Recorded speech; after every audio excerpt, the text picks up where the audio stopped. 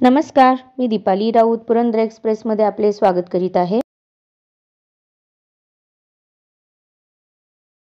शाब्दिक स्वागत होईल, नंतर ईशस्त्रवन होईल, अध्यक्ष निवड होईल आणि नंतर दीपक प्रज्वलन, स्वागत गीत, शिक्षकांची मनोगत, मान्यवरांची मनोगत, नंतर बक्षीस वितरण सोहळा असा हा कार्यक्रम.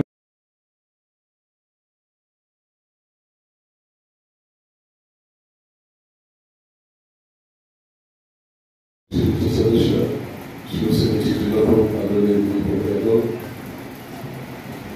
आपल्या पंचायत समितीचे विकास अधिकारी शिंदे साहेब, शिक्षणाधिकारी गरुड साहेब, उपस्थित व्यासपीठावर सगळीच मंडळी, देवळाची नाव घेतली वेळ होईल आणि सर्व सन्माननीय व्यासपीठ सर्व पक्षाचे पदाधिकारी, सरपंच, उपसरपंच, सन्माननीय व्यासपीठ आणि सर्व असलेल्या माझ्या सर्व गुरुजन मंडळी, मी प्रथमतः जालना मला वाटते 65 महिला शिक्षिका आणि 45 पुरुष शिक्षक. आता ते साड्याने घालून मला फिरत नाही. मी सगळ्यांचंच मनपूर्वक असं अभिनंदन करतो आणि त्यांना जाणीव देखील करून देतो की गुणवंत शिक्षक पुरस्कार मिळाला म्हणजे आनंद तो होतोच, परंतु त्याच्याबरोबरीने जबाबदारीची वाढ होते. जेव्हा आपल्याला पुरस्कार दिला जातो त्यावेळेस तुम्ही खूप चांगलं काम करता, परंतु याच्यापेक्षाही चांगलं तुम्ही काम करू शकता याच्यासाठीची ती पावती किंवा त्याच्यासाठीची ती सूचना असं म्हटलं तर काही गैर होता. आपण सांगितलं सर्वच समाजामध्ये, साहित्यामध्ये असं लिहिलं जातं. समाज, पुढचा समाज म्हणजे आजचे विद्यार्थी हे घडवण्याचं, पुण्याचं काम हे शिक्षकांच्या हातून होत असतं. आणि म्हणून समाजातील अतिशय महत्वाचा घटक कोण असेल तर तो शिक्षक आहे, गुरुजी. ज्याला चांगले गुरुजी मिळाले त्यांचं कल्याण झालं आणि ज्यांना चांगले गुरुजी मिळाले नाही ते जेव्हा चुकतात त्यावेळेस म्हणतात, बापू तुमच्यासारखे गुरुजी आम्हाला मिळाले नाहीत ना म्हणून असं चुकाव. अगदी नेत्याचं भाषण नाव कोणाची घे. म्हणून शिक्षणाचं अतिशय महत्व खूप महत्वाचं. 1969 साली विधानसभेमध्ये शिक्षण या विषयावर चर्चा झाली होती आणि त्याच्यानंतर 2009 साली डिसेंबरच्या अधिवेशनामध्ये ती झाली. पहिल्यांदा मी आमदार होतो. अनेक आमदारांनी भाषणं केली, मी ऐकत होतो आणि अगदी शेवटी मी भाषणाला माझं मान. सगळ्यांची भाषणे 90-99% आमदारांनी एकच सांगितलं, माझ्या गावामध्ये ही शाळा अशी आहे, माझ्याकडे ह्या अडचण आहे, माझ्याकडे कॉम्प्युटर द्या, मग ती शाळा बांधा, मग ते टॉयलेट नाहीये, सगळ्या तक्रारी. भौतिक सुविधा जास्तीत जास्त द्याव्यात अशा प्रकारची कल्पना. मी भाषणाला उठल्यानंतर मी म्हटलं की हे सगळं जरी खरं असलं, अनेकांची मी भाषणं ऐकली, त्या भाषणातून मला एकच भरीत झालं की चांगल्या सोयी सुविधा या शाळांमधून असायला जेणेकरून विद्यार्थ्यांना, शिक्षकांना, लोकांना थोडंसं सोयीस्कर. शेतकर साहेब बसले, एक अधिकारी म्हणून त्यांनी काढलं. माझं भाषण काय केलं, मी म्हटलं होतं की निव्वळ भौतिक सुविधा करून पुढची पिढी घडू शकत नाही. ती आवश्यकता आहे परंतु ते अल्टिमेटम नाही, तो निर्णायक नाही. शिक्षकाला शिक्षक असण्याची जाणीव करून देणे आणि शिक्षकाने तशा प्रकारचं हळात शिक्षण बिंबवणे हा अतिशय महत्वाचा भाग आहे. ज्या दिवशी तो होईल त्या दिवशी भौतिक सुविधा कमी जरी असतील ना तरी जाणारे पुढे जाणारच जाणार. आणि मग मी विष्णुमूर्ती ताकवण्याचं उदाहरण दिलं. मी म्हटलं होतं मी दुसरी चौथीला मुंबईत वाढलो. आता मी एकदा इथे काय बोललो होतं ते परत बोलणार नाही, तर परत एक बातमी होईल. आणि 4थी 5वीला असताना फक्त 25 दिवस परीक्षेला, वार्षिक परीक्षेला बाकी असताना माझ्यावरील स्लिपडिक्सने अर्ध्या वेळाने आम्हाला परत सगळं चंबूबाबा बांधून पुण्याला गावी यावं, पडके घर आणि आई विष्णुजी ताकोलेंना हा मुलगा मी तुमच्या सुपूर्द करतोय. 25 दिवस सिलेबस वेगळा, मुंबईचा त्या काळाचा सिलेबस वेगळा, इथला वेगळा. आणि काय बोलत होते विष्णुजींनी मला काय पाहिलं असेल, पण माझं नाव त्यांनी त्या क्षणाला सरदार म्हणतो अनेक वेळा मी. आणि मग 5वी 6वी 7वी 25 दिवसात त्यांनी तयारी करून घेतली आणि मी फर्स्ट क्लासने पास झालो. 6वी 7वीला असताना फायनलची परीक्षा 1973 गुरुजी 10 ते 5 शाळा, जिल्हा परिषदेची हरगुळची शाळा. संध्याकाळी 5ला शाळा सुटायची, 7ला मला परत यायचं, जेवण वगैरे करून परत शाळेत यायचं. 20 मुलं असायची, लाईट नव्हती, गॅसची बत्ती गुरुजी पेटवायचे आणि 7ला बरोबर तयारी असायची. 9 पर्यंत गुरुजी अधिकचा अभ्यास घ्यायचा. पोटी खाली त्याच्यावर बसणे वगैरे, श्रीमंत घरातल्या आबांसारखे लोक काही असायचे ते बोलायला चांगले घेऊन घ्यायचे, आमच्याकडे काहीच नसायचं. आणि मग 9 वाजता गुरुजी संपून निघायचे, लाईट ऑफ करायचे, बाहेरून दरवाजा बंद करायचे आणि पहाटे 4:45 वाजता पुन्हा गुरुजी त्यांच्या 2 किलोमीटर लांब असणाऱ्या गोठ्यावरून परत शाळेत यायचे. गॅसची बत्ती पेटवायची आणि सायकलचे चेन असायची, त्या चेनला ती बत्ती लावायची आणि उठा उठा उठा उठा, आजही माझ्या कानात तो आवाज होतो जायचा. 5 ते 7 पुन्हा शिकवायचे, 7ला घरी जायचो, 10ला परत यायचं. कुठचाही एक्स्ट्रा पगार नव्हता. विधानसभेत मी सांगितलं काही नव्हतं. कुठच्या शिक्षकांचं किंवा सरकारचं सर्क्युलर नव्हतं, काही नव्हतं. पण अंतर्मनाने मला आता जे पुस्तक दिलं ते सुद्धा कसं एकदम सहश्री सूक्ष्म विकारोपर विजय, conquering your inner demand, inner consciousness. तो तुमचा अंतर्मन सांगतो की ही मुलं घडली पाहिजे, तेव्हा तुम्हाला 92 अवस्था निर्माण होते आणि त्याच्यातून तुमच्यातला शिक्षण जागा झाला तर माझे विद्यार्थी मोठे झाले पाहिजे याच्यासाठीची भावना निर्माण होते. विधानसभेत मी सांगितलं की जसं शिक्षक जेव्हा डॉक्टर होतो, डॉक्टर त्यावेळेस एक शपथ घेतली जाते, तशा प्रकारची शपथ शिक्षकांना सुद्धा द्यावी की जेणेकरून मी शिक्षक आहे, माझं भविष्य लिमिटेड, पण माझं भविष्य जरी लिमिटेड असतं तर त्याला बंद केलं तर बरोबर. पगार त्यांना फॉरेन कंट्रीजमध्ये पोलीस आणि शिक्षक या दोघांना प्रचंड प्रमाणात चांगल्या प्रकारे सांभाळलं जातं, त्याचं कारण देखील घ्यायचं. आणि म्हणून सर्व गुरुजन बंधुभगिनींना मला विनंती करायची, ऑनेस्टी बेस्ड लाईफ, फक्त प्रामाणिकता तुम्हाला आयुष्यात भविष्य देते आणि आनंद देते. तेवढ्या प्रामाणिकतेने तुम्ही शिकवलं पाहिजे, तेवढ्या प्रामाणिकतेने ही गरिबांची पोरं तुम्ही शिकवली पाहिजे. जिल्हा परिषदेच्या शाळेत शिक्षक जरी तुम्ही असाल, तुमचा मुलगा कुठेतरी इंग्लिश मिडियमच्या शाळेत जातोय, पण तुम्ही ज्यांना शिकवताय तो सर्वसामान्य 1-1.5 एकर शेतकरी जमीन असणारा शेतकऱ्याचा मुलगा, ज्याला दुसरा कुठचाही पर्याय नाही, तो पुण्यात जाऊ शकत नाही, दुसऱ्या शाळेत जाऊ शकत नाही. म्हणून अशा प्रकारचा वंचित असणाऱ्या शेतकऱ्यांची मुलं ही तुम्ही शिकवताय. किती 25,000 crores हे तुम्हाला देण्याचा पाळा येतो कुठून? तुमच्या माहितीसाठी सांगतो.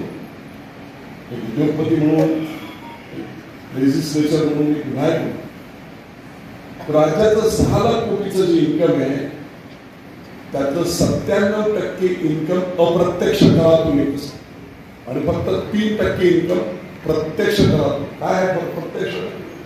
कारखानदार, अमुक तमुक, इन्कम टॅक्स याच्या माध्यमातून येणारे जे सरकारला उत्पन्न आहे, जीएसटी वगैरे, 3% आणि 97% अप्रत्यक्ष करातून.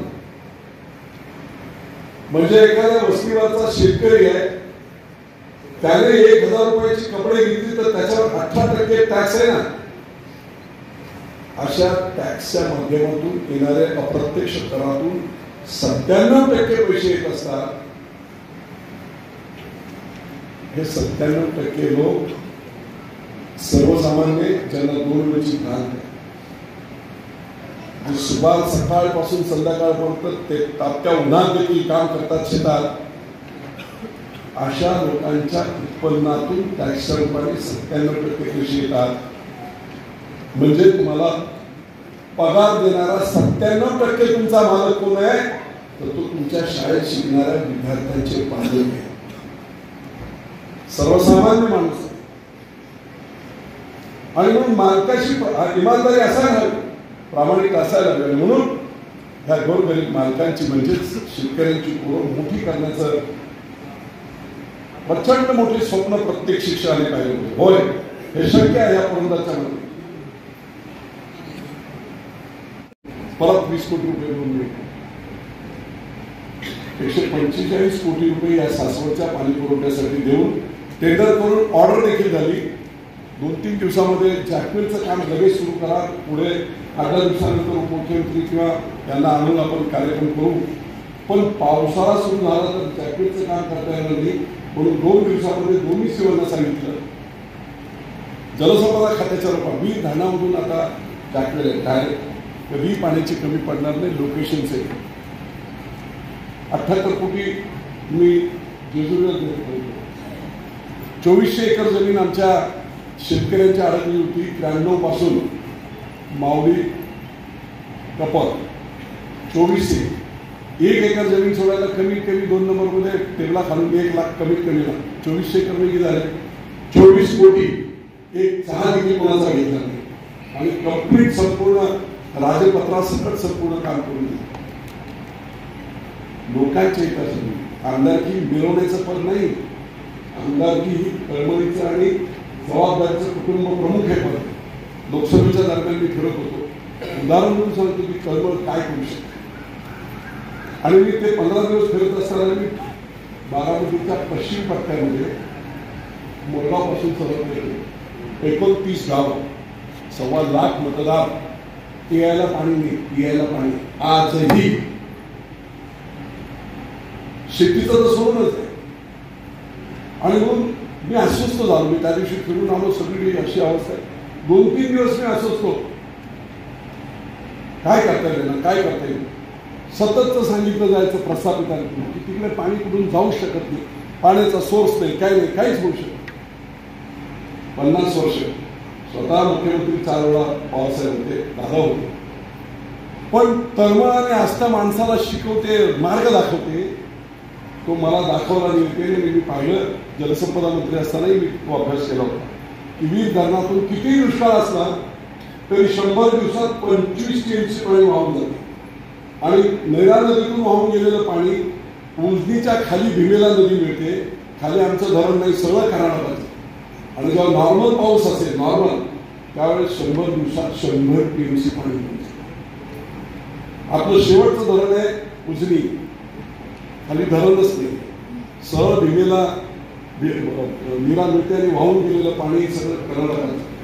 आणि हे वाहून गेलेलं पाणी उचलून 100 दिवसात आपण कऱ्यामध्ये टाकायचं, नाझऱ्यात टाकायचं. नाझऱ्याच्या कमांड एरियात बरेच लोक आहेत, जवळच लोक. तर 10 वर्षातून एकदा नाझर होतो. 9 वेळा कमांडमध्ये असल्यामुळे त्यांना दुसरंही पाणी मिळत नाही, तिथलंही पाणी. नाझऱ्यात पाणी टाकायचं. किती अंतर आहे? फक्त 15 किलोमीटर. 200 कोटीची फक्त योजना आहे, अगदी 300 कोटी जास्तीत जास्त. नाझऱ्यात पाणी टाकायचं. नाझऱ्यातून ओव्हरफ्लो जो होईल त्या ओव्हरफ्लो मधून खाली बारामतीपर्यंत जे नदीतून पाणी जाईल केलेमधून, त्याच्यावर असणारे सगळे कोपबंधारे भरून ठेवायचे. नदीच्या दोन्ही बाजूच्या हजारो विहिरी चार्ज होतील, विहीर बागायत सुरू होईल. आणि नाझऱ्यातून एका ठिकाणावरून पाणी उचलून एका उंच ठिकाणी डिस्ट्रीब्युशन चेंबर करून तिथे टाकलं तर 29 गावाचा प्रश्न कायमस्वरूपी संपतोय. आस्था, तळमळ, या तळमळीने मला हा सोल्युशन दिलं. ते जाहीर केल्यानंतर मग सगळ्यांनीच ते मान्य केलं. अजितदादांपासून सगळ्यांनी मागव करायला पाहिजे. त्याचं आता संपूर्ण काम सुरू आहे. सांगताना असं बोललं की त्या काळात एवढे मोठे पंप होते, आता मोठे मोठे पंप आहेत पाणी उचलते देशात. तापीला मी असताना हे काम केलं होतं. तापी नदीवरून ब्रिटिशकालीन 21 TMCचं एक मोठं धरण, पाणीच तिथे येत नव्हतं पावसाळ्यात, आणि मग 100 दिवसात 21 TMC पाणी उचलण्याची यंत्रणा आम्ही बसवली आणि आता ती कार्यरत आहे. किती? 21 TMC. आम्हाला किती लागते? वेळ फक्त 4 TMC. पुरंदरमधली सगळी पूर्व पट्ट्याची दुष्काळी गावं आणि बारामतीच्या पश्चिम पट्ट्यातली दुष्काळी गावं कायमस्वरूपी हा प्रश्न. मला सांगण्याचा हेतू मोठेपणा म्हणजे आतता, संवेदनशीलता. मी कुणाचा तरी बांधील आहे, माझ्यावर काहीतरी अकाउंटेबिलिटी आहे, मला हे विद्यार्थी घडवले पाहिजे, ही जबाबदारीची जाणीव निश्चितपणे तुम्हाला मार्ग देते आणि त्या मार्गातून तुम्हाला चांगले चांगले विद्यार्थी घडवता येतील. आणि म्हणून मी तुम्हाला सांगतो, अरे आमची कामं आम्ही करत राहू, तुम्ही विद्यार्थी घडवा. पुढच्या 5 वर्षात मी तुम्हाला आज सांगतो, 2009 साली मी एका भाषणात सांगितलं होतं की आमची सगळी पुरंदरची इकॉनॉमी, अर्थव्यवस्था मुंबईच्या मनी ऑर्डरवर असेल. प्रत्येक गावातला एक माणूस मिलमध्ये, शिक्षक मिलिटरीमध्ये किंवा गोदीमध्ये असायचा. गोदीची आधुनिकीकरण झालं. एक बोट भरायला जिथे 2000 नौकरी लागायचे तिथे आता 2 कन्व्हेअर आणि 4 माणसं बोट भरून घेतात 2 तास. मिल बंद पडल्या आणि त्यावेळेस मग हे जे अर्थचक्र होतं की माझे वडील तिथे होते, मी मिलमध्ये गेलो, मामा होता, मग भाचा तिथे गेला आणि हे अर्थचक्र 100-150 वर्षाचं जे बंद पडलं आहे ते आता दुसरा उपाय नाही. आणि माझ्या कल्पनाशक्तीतून मी ठरवलं की आता मुंबईला जाणं बंद झालंय ना, पुरंदरलाच मुंबईला जायचं झालं ना. विमान, दुधगतीचं पाणी, हे सगळे रस्ते, ह्या सगळ्या IT पार्क आपला येतो 1450 करोड, 1.5-2 लाख कोरोना तिथे नोकऱ्या मिळतील, 1.5-2 लाख कोरोना एअरपोर्टला नोकऱ्या मिळतील. अनेक प्रकारची साधनं व्यवसाय करायची सुद्धा होती. साधी एक गोष्ट घ्या, खाली बेंगरे, कोंडरे हे सगळे जे आंबेगाव आपल्याकडे दुष्काळी होते. 5 एकर जमीन, 4 एकर जमीन, पहिली 1 एकर घेतली, दुसरी जॉईंटला दिली, तिसरी मुलं मोठी झाली. आज त्यांनी स्वतःच्या बिल्डिंग उभ्या केल्या, 1000 कोटीचे मालक झाले. व्यवसायाच्या संधी या देखील विमानतळ या सगळ्या प्रकल्पामुळे प्रचंड मोठ्या प्रमाणात येते. शेतीचं आज 1 एकर 2 एकर जमीन आहे, 2 मुलं असतील, 1 एकर जाईल, पुढे गुंठावली वाटत. पण जर व्यवसायाची त्या 2 एकरमध्ये काही संधी मिळाली, एखादं कोर्टरूम बनवलं, एखादी बिल्डिंग बनवली, तर कायमस्वरूपी पुढच्या 10 पिढ्या चालू शकतील. अशा प्रकारच्या संध्या आपल्याला याच्यातून निर्माण होतात. आणि म्हणून एका बाजूने ते करायचं. महाराष्ट्रात पुरंदर 1 नंबरला मी आणणार म्हणजे आणणार. त्यांना 50 वर्ष लागले असतील, बापूला 5-10 वर्ष झाले अण्णा. मी जो काय अब्जोपती झालोय तिथे जाऊन तीच बुद्धी वापरून पुरंदरचा संपूर्ण संसार आज मी करतोय. आणि मग तुम्हाला देखील आव्हान करतोय, चांगल्यात चांगल्या मुलांना आणि मुलं शोधा. आत्तापासून सुरुवात करा. 12वी-12वीची किंवा ग्रॅज्युएशनला असणारी कॉलेजामधून सुरुवात.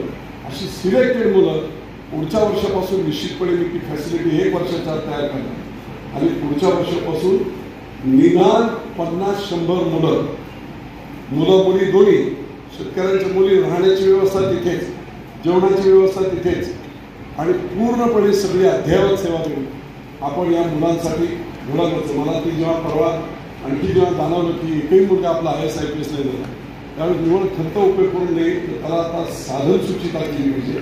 आणि म्हणून ती जबाबदारी मी घ्यायचे काम करतोय. आजच्या शिक्षक दिनाच्या निमित्ताने मी पुन्हा एकदा सांगतो की तुम्ही ज्या मुलांना शिकवताय त्या मुलांना बुद्धीचं वरदान आहे. अतिशय धाडसी मुलं आहेत. आणि अशा सर्वांना आईची भूमिका, जसं बोलतात की आई जिजाऊमध्ये म्हणून शिवा झाला नाही, तुम्ही सगळ्या जिजावा, जेवढ्या शिक्षिका आहेत ना आमच्या त्या सगळ्या जिजाऊ आहेत. आणि एक शुभ नाही, तुम्ही अनेक शुभ तयार करू शकता. आणि म्हणून त्या जाणीवेतून आपण काम करावं अशा प्रकारची विनंती मी आपल्या सर्वांना करतो. पुन्हा एकदा जेवढ्या आपल्या शिक्षकांना ज्यांना पुरस्कार मिळाले त्या सर्वांचं मनपूर्वक अभिनंदन करतो. ज्यांना मिळाले नाही त्यांना कदाचित एक रिटायरमेंट झाल्यानंतर आमच्या एका शिक्षकाला मिळाला, तो तेवढी वेळ येऊन देऊ नये आणि तोही कार्यक्रम होत नव्हता. मी BDO साहेबांना दाटावलो का होत नाही काय, कारण त्यांना शिक्षकांना मान सन्मान झालाच पाहिजे. मला जेव्हा परत त्यांनी सांगितलं शिक्षकांनी तर ती 2 दिवसात आपला कार्यक्रम नक्की झाला. मला वाटतं गुरुवारी माझ्याकडे आले होते. चांगला कार्यक्रम केला. त्यामुळे संपूर्ण आयोजक, सर्व पदाधिकारी, शिक्षक संघटनेचे पदाधिकारी सर्वांचं मनपूर्वक कसं करतो. आणि पुन्हा एकदा आपल्या सर्वांचं अभिनंदन करून मी ते सांगतो, मी प्रत्येकाला सिल्कच्या साडी देत सगळ्या साधारण साड्या नाही वापरू शकता आणि आनंद घेऊ शकता. मी स्वतः जाऊन कलर चॉईस करून आलो. मी स्वतः घेऊ असं वाटलं तिकडे काय कलर नको. मी स्वतः जाऊन त्याची क्वालिटी वगैरे खाली करून चेक करून काढले. शिक्षकांना सुद्धा सियारामचे सूट, सफाई सूट संपूर्ण दिलेले आहेत काय कंपनीचे. त्यामुळे तो आनंदाचा भाग आणि तो मनापासून हृदयापासून देतोय. तेवढ्यासाठी तुमच्या हातून आणखी चांगली कामं घडावी. निश्चितपणे पुन्हा एकदा आपल्या सर्वांचं अभिनंदन करतो.